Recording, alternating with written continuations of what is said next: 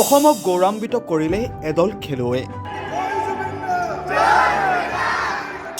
আন্তঃৰাষ্ট্ৰীয় পৰ্যায়ত তৃতীয় স্থান আজুৰিলে অসমৰ জুজিৎসু দলে। ৮৭ গৰাকী খেলুৱৈয়ে লাভ কৰিলে মুঠ ৯২টা পদক। যোৱা ২৯ ডিচেম্বৰৰ পৰা ২৩ ডিচেম্বৰলৈ উত্তৰাখণ্ডৰ নেইনিতালৰ হালধিয়ানীৰ ইন্দিৰা গান্ধী আন্তঃৰাষ্ট্ৰীয় ষ্টেডিয়ামত অনুষ্ঠিত হোৱা ৰাষ্ট্ৰীয় জুজিৎসু চেম্পিয়নশ্বিপত অসমৰ দলে অংশগ্ৰহণ কৰি তৃতীয় শ্ৰেষ্ঠ দলৰ খিতাপ অৰ্জন কৰে।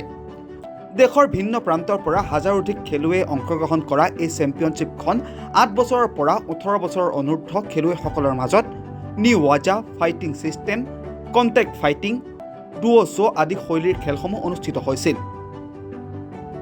এই প্ৰতিযোগিতাখনত অসমৰ ৮৭জন জুজিৎসু খেলুৱৈয়ে বিভিন্ন শাখাত বিভিন্ন শৈলীৰ খেলসমূহত অংশগ্ৰহণ কৰি ৯২টা পদক লাভ কৰিবলৈ সক্ষম হয়।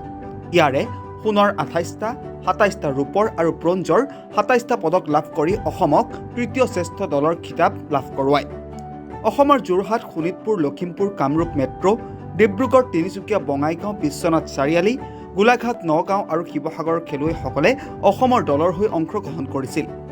অসমৰ দলটোত অভিভাৱক হিচাপে অসম জুজিৎসু সন্থাৰ সম্পাদক তথা ভাৰতীয় জুজিৎসু সন্থাৰ এডুকেশ্যন চেয়াৰমেন সঞ্জয় চাও, টিম মেনেজাৰ মমি ৰংপি চাও, লগতে অসমৰ কেইবাজনো ৰাষ্ট্ৰীয় ৰেফাৰী অংশগ্ৰহণ কৰে। অসম দলৰ প্ৰশিক্ষক হিচাপে উপস্থিত থাকে শিৱসাগৰৰ যাদৱ পি ৰাজগুৰু আৰু যোৰহাটৰ তন্নব গগৈ। আটাইকেইগৰাকী খেলুৱৈ আৰু ৰেফাৰীক শুভেচ্ছা আৰু অভিনন্দন জ্ঞাপন কৰিলে অসমৰ জুজিৎসু দলৰ সভাপতি ঋতুপৰণ শৰ্মা, উপ সভাপতি অমল ডেকা, সম্পাদক সঞ্জয় চাওৰ লগতে আন বিষয়ববীয়াসকলে।